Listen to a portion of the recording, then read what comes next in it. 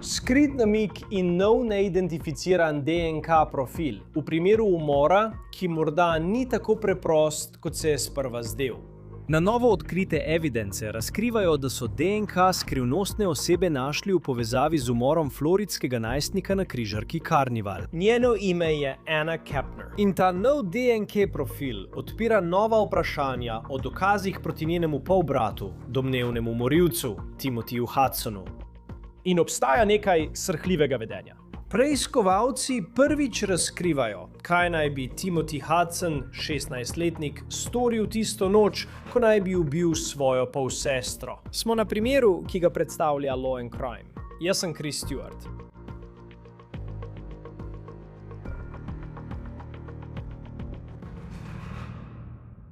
Več mesecev je večina tega, kar naj bi se po besedah preiskovalcev zgodilo na krovu ladje Carnival tisto noč, ko je umrla 18-letna Anna Kepner, ostala skrita. Bila je velika skrivnost. Toda zdaj na novo odprti sodni dokumenti ponujajo najjasnejšo sliko doslej o preiskavi FBI in razkrivajo podrobnosti, ki odpirajo nova vprašanja o primeru, ki je bil naravnost šokanten. Nekatere od teh podrobnosti niso bile pričakovane. To je Timothy Hudson, ki je prejšnji teden prispel v Miami na zaslišanje o tem, ali naj bo pridržan do začetka sojenja. Star je 16 let. Pokazal je malo čustev, če sploh kakšna, ko je vstopil v sodno dvorano. Ob njem je bil njegov oče. Zdaj, kljub temu, da se sooča z obtožbami, vključno z umorom in spolnim napadom, je ta 16-letnik na prostosti. Živi pri sorodnikih pod pogoji, ki jih je določilo sodišče. Ker je bil Hudson v tem primeru sprva obtožen kot mladoletnik, je velik del primera in preiskave zapečatan. Zdaj pa ga preganjajo na sodišču za odrasle in pomembni deli preiskave so bili prvič razkriti javnosti. In ti dokumenti, več kot 140 strani, opisujejo, kaj preiskovalci menijo, da se je zgodilo na križarki. Prav tako razkrivajo novi dokazi, nove časovnice in presenetljiv razvoj dogodkov povezan z DNK dokazi, za katere do zdaj nismo vedeli. Poglejmo si, kaj pravijo oblasti, da se je zgodilo. Prav tako si bomo ogledali nekaj teh na novo objavljenih informacij, ki zdaj prihajajo na dan. Da bi razumeli to zgodbo, se moramo vrniti na začetek. To je 2. november lanskega leta. In takrat sta Anna Kepner in njena družina vkrcala na ladjo Carnival v Miamiju. To naj bi bil lep dopust. Toda bivalne razmere na tej križarki so v tem primeru vsekakor vredne omembe. 18-letna Anna je delila kabino s svojim 13-letnim polbratom in 16-letnim bratom po mačehi. In ime tega 16-letnika je Timothy Hudson. Zdaj, čez hodnik sta bila Annin oče, Christopher Kepner, in njegova žena. Ženska po imenu Chantel, ki je bila biološka mama Timothyja Hudsona. In tam sta bili tudi dve Annini sestri po mačehi. Obe mladoletni, ki sta bivali v sobi s starši. Zdi se, da je ta križarjenje večinoma potekalo tako, kot bi pričakovali. Družina je s to ladjo plula na več krajev po Karibih, naprimer v Cozumel v Mehiki. Toda nato, 7. novembra, ta zgodba postane tragedija. Dokumenti navajajo, da so člani posadke tistega jutra šli čistiti sobo 8343 in takrat so našli truplo 18-letne Anne Kepner. Po navedbah preiskovalcev je bila zavita v odejo in potisnjena pod posteljo. Zapisali so, citiram, zdelo se je, da jo je nekdo poskušal skriti. Nato so poklicali FBI, ker vodijo preiskave, kot je ta, na križarkah in v mednarodnih vodah. FBI se vkrca na ladjo, opravijo razgovore z družinskimi člani. Nato si ogledajo posnetke nadzornih kamer z ladje in to je zelo pomembno. Agentje so govorili tudi z Anninim polbratom, tem 13-letnim fantom, ki je delil sobo z Anno in osumljencem za umor Timothyjem Hudsonom. Po večerji, tisto noč, ko je Anna umrla, se je vrnila v sobo, ker naj bi se počutila slabo. Toda potem je 13-letnik poskušal iti nazaj v isto sobo, da bi šel spat. In pravi, da je, ko je odprl vrata te kabine, citiram, te, za katerega zdaj vemo, da je Timothy Hudson, iztegnil roko, da bi preprečil vstop v sobo in mladoletnemu pričanju ni dovolil vstopiti ter zakričal, citiram, počakaj, ne vstopaj noter. To je sumljivo, milo rečeno. Vendar mislim, da takrat nihče ni pričakoval, kaj bo našel v sobi in zgodbe, o kateri poročamo že mesece. Zdaj, ta 13-letna priča je povedala, da so bile vse luči v kabini prižgane in da so bila vrata kopalnice ter omare odprta. Hudson naj bi nato prisilil 13-letnika, da je čakal zunaj kabine na hodniku. Po določenem času ga je spustil noter. Torej, FBI na to predstavi časovni potek dogodkov, za katere pravijo, da jih je Hudson domnevno storil na podlagi ogleda tega nadzornega posnetka. In to je izjemno pomembno, ko pomislite na primer, ki ga bodo tožilci predstavili. Torej, ob 19:35 na večer, ko Anna Kepner umre, dokumenti navajajo, da Timothy Hudson odide v tisto kabino, ki jo je delil z njo. Nato, 3 minute kasneje, ob 19:38. Videli so, kako Anna Kepner vstopi v kabino. In to je zadnjič, ko oblasti pravijo, da so jo videli živo. Nato ob 7:51. Anin 13-letni polbrat poskuša vstopiti v sobo in kmalu zatem hitro odide. Nato ob 22:13. Timothy Hudson sam zapusti kabino. Preiskovalci pravijo, da je v naslednji uri precej prihajanja v to sobo in odhajanja iz nje. Citiram: ob odpiranju vrat kabine ob 22:13. To je Timothy Hudson, je viden, kako gleda levo in desno po hodniku, kot da preverja, ali je kdo na hodniku. Nato odide iz kabine 8343 in to je edini trenutek, ko Hudson naredi to dejanje ob izhodu skozi vrata kabine. Dokumenti na to kažejo, da Hudson še dvakrat vstopi in izstopi iz kabine med 10:10:12 in 10:10:49. Nato ob 10:53 na vrata obesi znak za zasebnost. Nato se vrne v kabino, malo po 11:00 zvečer. In kmalu zatem, ob 11:21, mlajši polbrat vstopi v kabino in FBI-ju pove, da svoje sestre ni videl v kabini. Nato odide nekaj minut kasneje, ob 11:23. Hudson naj bi vstopil in izstopil iz kabine ob 11:44, nato pa kmalu po polnoči ob 12:09. Nato vidite 13-letnika, ki poskuša vstopiti v kabino. In takrat naj bi mu Timothy Hudson rekel, naj ne vstopi, in ga prisilil, da počaka na hodniku. Nato gre v sobo in domnevno 13-letnik tam prespi, ne da bi vedel, da je truplo njegove polsestre pod posteljo. Hudson naj bi družinskim članom povedal, da se ne spomni, kaj se je zgodilo tisto noč, ko je Anna umrla. Ampak potem se moraš vprašati, ko slišiš o njegovih gibanjih tisto noč, ko je Anna umrla, kako močan argument je to lahko. Prav tako slišiš to o tem, kaj je naredil z Anninim mobilnim telefonom, o čemer bomo govorili v kratkem. Tudi to bi lahko bilo izjemno obremenjujoče za obrambo. Naslednje jutro potem, ko naj bi bila Anna domnevno ubita, najdejo njeno telo. In dokumenti kažejo, da je bil ob 11:27 dopoldne Timothy Hudson viden, kako hodi mimo kabine, kjer je bila zmeda med posadko, ki je poskušala ugotoviti, kako je ta mlada ženska umrla. In to je srhljivo, če je res, kar je Timothy Hudson domnevno storil. Po dokumentih citiram: se sploh ne potrudi pogledati in videti, kaj se dogaja notri, čeprav je v kabini še vedno veliko ljudi z odprtimi vrati. Pogleda naravnost predse in odide. Verjetno bi pomislil, da če bi bilo v prostoru, kjer si s svojo družino, veliko hrupa, bi vsaj pogledal. Razen, če naj bi domnevno že vedel, kaj se je zgodilo mladi ženski, s katero si delil tisto sobo. Hej, fantje! Vodenje podjetja je že tako dovolj težko. Zakaj bi si to še oteževali z ročnim delom ali zanašanjem na kup aplikacij, ki med seboj ne komunicirajo? Tu nastopi naš sponzor, Odoo. To je vse v enem platforma za upravljanje podjetja s celotnim naborom integriranih aplikacij, ki brezhibno povežejo vse vaše poslovanje, od prodaje in računovodstva do proizvodnje in celo pošiljanja. Odoo lahko samodejno ustvari profesionalna, elegantna prodajna naročila, račune in dobaviteljske račune. Prav tako pa lahko samodejno dodeli prodajne ekipe, pošilja e-poštna obvestila v vsaki prodajni fazi in celo uporablja umetno inteligenco za pripravo poročil, ki vam pomagajo pri sprejemanju odločitev. Za proizvodnjo lahko njihove aplikacije sinhronizirajo zalogo s sprotnimi posodobitvami proizvodnje in nakupov, tako da vam zaloge nikoli ne zmanjka. In ko pride čas za računovodstvo, je tudi to popolnoma avtomatizirano. Odoo lahko izdela račune, spremlja stroške in celo povzame podatke z umetno inteligenco, da vam prihrani stotine ur. In najboljše pri tem je, da lahko izberete svoje aplikacije in celo ustvarite prilagojene poteke dela, tako da je vse popolnoma prilagojeno vašim poslovnim potrebam. Dvignite svoje podjetje na višjo raven s posvetovanjem z Odoo strokovnjakom. Danes brezplačno na odoo.com, poševnica odoo.com, /OTC. Zdaj, če govorimo o Ani, je veliko svojega življenja dokumentirana na družbenih omrežjih, kot je TikTok. In kot veliko najstnikov je vedno imela telefon pri sebi. Toda potem, ko so našli njeno telo, pravijo oblasti, da telefona ni bilo. FBI pravi, da so njen telefon našli v ladijski službi za izgubljene in najdene predmete. En član posadke je povedal, da ga je našel v smetnjaku in zdelo se je, da je bil telefon poškodovan in razbit. Zdaj pa še nekaj podrobnosti po besedah preiskovalcev. Posnetki nadzornih kamer naj bi prikazovali, kako Timothy Hudson zapusti kabino ob 9:26 zjutraj, dan potem, ko je bila Kepner ubita. Nato se vrne ob 9:48 zjutraj. NATO kabino ponovno zapusti ob 9:50 in po navedbah oblasti se zdi, da je imel nekaj v roki. Oblasti ga nato spremljajo na kameri, ko sledijo temu posnetku nadzornih kamer.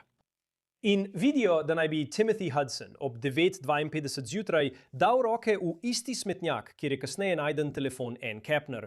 FBI poleg posnetkov nadzornih kamer pridobi tudi GPS podatke Aninega telefona in lahko vidi, na katere usmerjevalnike se povezuje na ladji. FBI pravi, da so sledili temu telefonu in ugotovili, da se je premikal po isti poti, po kateri naj bi Timothy Hudson šel do tistega smetnjaka, kar pomeni, da naj bi on vzel Anin telefon. Potem, ko naj bi jo ubil, je telefon odvrgel v smeti. Dokumenti na to podrobno opisujejo, kako so oblasti ugotovile, da je bila Anna Kepner spolno napadena. Zdaj, podrobnosti tega dela zgodbe so po mojem mnenju zelo pomembne za ta primer in obtožbe, s katerimi se sooča Timothy Hudson, vendar so, iskreno povedano, preveč nazorne, da bi o njih govorili tukaj. Vendar pa je v zvezi z DNK v tem primeru prišlo do velikega preobrata. Prav tako vam želim, preden se lotim tega dela, povedati, da lahko vse naše dokumente povezane z Anno Kepner, ki so bili razpečateni, najdete v naši aplikaciji Law and Crime Plus, če jih želite sami pregledati. Torej, tukaj je, kar vemo. Sodni izvedenec je pri Ani opravil test za posilstvo in po navedbah preiskovalcev naj bi bris pokazal ujemanje z DNK Timothyja Hudsona. Toda tukaj je preobrat. Prav tako so našli ujemanje z nekom, ki ga oblasti v teh dokumentih imenujejo mladoletna priča 2 in pravijo, da gre za fanta, ki živi izven države. In pravijo, da je imel spolni odnos z Ano na tem križarjenju. Zdaj ni jasno, kakšne so okoliščine v zvezi s to osebo in ali bi to lahko vzbudilo kakršenkoli dvom glede tega, kaj se je zgodilo. Posnetek prikazuje le posnetke varnostnih kamer. Hudsona, 13-letnega polbrata, in Kepnerja, kako vstopajo v tisto sobo. In potem je tle še polbrat, ki so ga izključili kot možnega prispevalca DNK. Sodna izvedenka pravi, da naj bi Timothy Hudson domnevno spolno napadel Ano, preden je umrla. Zdaj, za kar je Timothy Hudson obtožen, je grozljivo. In čeprav se sooča s temi hudimi obtožbami, spet ni za zapahi. To je posnetek, kako je prejšnji teden šel na sodišče, ob njem pa njegov oče. Tožilci so povedali, da verjamejo, da je nevaren za skupnost. Mislim, pravkar smo povedali, zakaj je obtožen. To je zastrašujoče, vendar ni v priporu pred sojenjem. Obramba pravi, da so pogoji, v katerih trenutno živi, zadostni. Pogoji so bili določeni, da živi pri svojem stricu, ko je bil obtožen kot mladoletnik. Pravijo, da se jih je ves čas popolnoma držal. Zdaj je sodnik na tej obravnavi o priporu, ki smo ji sledili prejšnji teden, sprejel zanimivo odločitev, saj je dejal, da lahko Hudson za zdaj še naprej živi z družino, hkrati pa je naročil ameriškim maršalom, naj poiščejo morebitno primerno lokacijo za Hudsona, ki bi bila blizu kraja, kjer njegova družina živi na obali zaliva. Ponovno, Timothy Hudson je star komaj 16 let. In sodnik je dejal, da če bi bil starejši, sploh ne bi bilo vprašanje, ali bi moral biti Timothy Hudson priprt pred sojenjem. Z nami je zdaj znova, da bi govoril o tem primeru z Floride, nekdani državni tožilec okrožja Palm Beach, Dave Ehrenberg. Hvala, ker ste z nami. Prebrali ste. Ima 145 strani, vendar jih je približno 20 takih, ki resnično predstavljajo določeno zgodbo, ki jo je FBI sestavil pri preiskavi tega primera. Kaj vam je najbolj padlo v oči? Če ste tožilec v tem primeru, kaj to pomeni za Timothyja Hudsona? Kar mi je najbolj padlo v oči, Kris, je zavest o krivdi. In tukaj imate obtoženca, ki so ga ujeli na kamero, kako pogleda na obe strani, ko zapušča sobo. In potem se zelo potrudi, da prepreči svojemu bratu vstop v sobo. Rekel je, počakaj zunaj, ker se je domnevno preoblačil. In brat je mislil, da je to nenavadno, ker so bile vse luči prižgane, zavese odprte in bilo je jasno, kdo je bil zadnja oseba, ki so jo videli z žrtvijo. Kar pa zadeva zavest o krivdi. ga imamo na posnetku, kako hodi po ladji s telefonom, ki je pripadal Ani Kepner in išče kraj, kjer bi ga lahko skril. In potem je nekaj časa na mestu, kjer je bil telefon skrit in da tam tudi pusti. Kdo bi to naredil, če ne tisti, ki je ubil Ano Kepner? V drugem delu, naslednje jutro, mislim, da je bilo okoli 9:30. Torej, to je potem, ko člani posadke po podatkih FBI najdejo njeno truplo. In potem si samo predstavljaš vso zmedo, ki bi se dogajala. Pravijo, da Timothy Hudson gre mimo sobe in v resnici ne pogleda noter. Veš, mislim, to je njegova soba, v kateri pravijo, da so. In on nekako gre mimo in kot da ne, veš, samo gleda naravnost, ko gre mimo. Hkrati pa veš, da je govorica telesa lahko zelo subjektivna. Veš, lahko pomeni veliko različnih stvari, odvisno od tega, skozi katero prizmo gledaš. Kako sodišče običajno gleda na takšne vrste informacij? Kako verjetno je, da karkoli od tega pride na sojenje, kjer bi porotnik lahko pogledal in rekel: v redu, mogoče on iz kakršnega koli razloga gleda v drugo smer, ali pa gleda iz sobe, ker se je dogajalo kaj drugega. Ko gre za tako subjektivne stvari, kako verjetno je, da bodo ti elementi vključeni v to, kar želijo tožilci povedati? Vprašanje je, ali je to relevanten dokaz. Če je, bo sprejet. Potem pa je na porotnikih, da sestavijo sestavljanko. Torej, deli sestavljanke. Veste, kdo je bil zadnja oseba, ki so jo videli z Ano Kepner? In potem imate seveda vse forenzične dokaze, imate vse dokaze o njenem umoru, spolnem napadu. Ko pa gre za zavedanje krivde, ga vidite na posnetku, kako se potika naokoli in išče koš, kamor bi odvrgel njen telefon. In potem je tam, kjer so našli njen telefon. On je tisti, ki ga je tja postavil. Vidite ga na kameri, kako gleda na obe strani, da se prepriča, da ga nihče ne vidi, ko zapušča kraj. V tisti sobi je bil ure in ure sam z Ano. Ane nikoli več ne vidite. Mislim, le je toliko dokazov. Mislim, da bo obrambi zelo težko trditi, da bi lahko bil kdo drug. Razen dejstva, da so našli DNK dokaze nekoga drugega, ki je očitno imel spolni odnos z Ano na križarjenju. A hkrati je to lahko koristno tudi za tožilstvo, saj to vzpostavlja motiv. Zakaj bi nekdo kar tako znorel? Imate nekoga, ki je dolgo časa gojil globoko, dolgotrajno privlačnost do svoje polsestre, nato pa je pobesnel, ko je izvedel, da je bila na križarjenju z drugim moškim. In to ga je motiviralo, da jo je spolno napadel in nato z davljenjem držal tako dolgo, da so ji bobniči počili. To je srhljivo. In nekako vprašal te bom tudi nekaj o predhodnih dogovorih za Timothyja Hudsona, ker mislim, da je res, star je 16 let. Razumem to, ampak to, česar je obtožen, je res ogabno. Res je, milo rečeno. V sami kabini ni kamere. Vidimo pa veliko gibanja noter in ven. In vemo, kaj je bilo domnevano na podlagi poročila sodnega izvedenca. Toda kako velik problem je to za tožilce? Kajti hkrati, če si res dober odvetnik obrambe, lahko ustvariš neko alternativno resničnost, neko drugo zgodbo o tem, kaj se je zgodilo. In v resnici ni nobenega dokaza o tem, kaj se je zgodilo v sobi. Očitno je, da je Ana Kepner izgubila življenje, vendar glede tega, kaj se je zgodilo predtem, ali je prišlo do prepira, ali je bilo kaj sporazumno, ni nobenega videoposnetka, ki bi dokazoval, da se to ni zgodilo. No, lahko stavite, da bo zaradi tega, ker so našli DNK obtoženca pri Ani, argument ta, da je bilo za spolni napad vse sporazumno. In potem ne vem, kaj bojo rekli za umor, ampak za spolni napad bodo rekli, da je bilo sporazumno. Ampak dokazi temu nasprotujejo, saj so njeno spodnje perilo našli v njej in to zmečkano. In to je skladno z agresivnim, prisilnim spolnim napadom. Prav tako je umrla zaradi davljenja. Mislim, bilo je toliko intenzivno, toliko brutalno, da so ji bobnači počili, na vratu so bile hude modrice in znaki zadušitve ter modrice na ušesu. To ni bil zgolj sporazumen spolni odnos. Mislim, da tega nihče ne bi mogel reči. Poleg tega boste imeli pričanje nekdanjega fanta Ane, ki je povedal, da se je ta obtoženec v preteklosti do Ane obnašal čudno, da je bil obseden z njo. Ona je to vedela. In vendar se zdi, da družina preprosto pogleda stran, ko se vse to dogaja. Ja, in veš, slišiš, kako so bile sobe razporejene, starši pa so bili čez hodnik. Ampak potem imaš to čudno dinamiko med Ano in njenim polbratom. In čeprav se je staršem in starim staršem, kot kaže, zdelo, da sta imela odličen odnos, so to vsaj stari starši tako rekli. Zdi se, da to ni bila tako velika skrivnost za ljudi, ki so jih poznali, da se tam nekaj dogaja.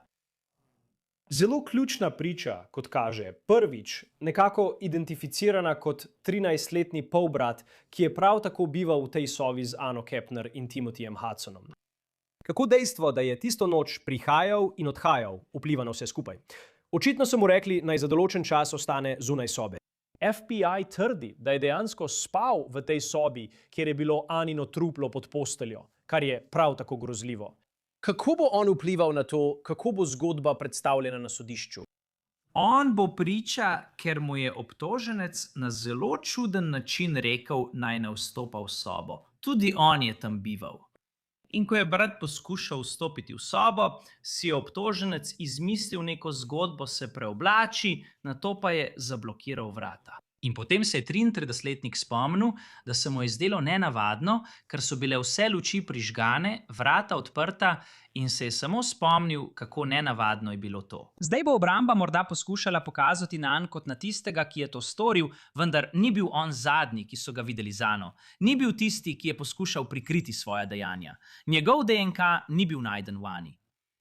Tako bi bila to izgubljena bitka. Mislim, da bi pri poroti izgubili verodostojnost. Mislim, da bi bila boljša možnost, če bi poskušali prevaliti krivdo na naključnega človeka na ladji, s katerim je Ana imela spolne odnose. Ampak hkrati mislim, da bi bila tudi to zaman, ker ni nobenih dokazov, da bi storil kakršnokoli nasilno dejanje, razen da je imel sporazumen spolni odnos z Ano. Torej, mislim, da bodo poskušali vreči karkoli v igro, da bi videli, če bo prijelo, ampak dokazi so tako prepričljivi proti obtožencu. Ja, kaj pa narediš kot obrambni odvetnik v tem trenutku? Ker vem, da lahko ustvariš obrambo, da je bilo, recimo, vse sporazumno.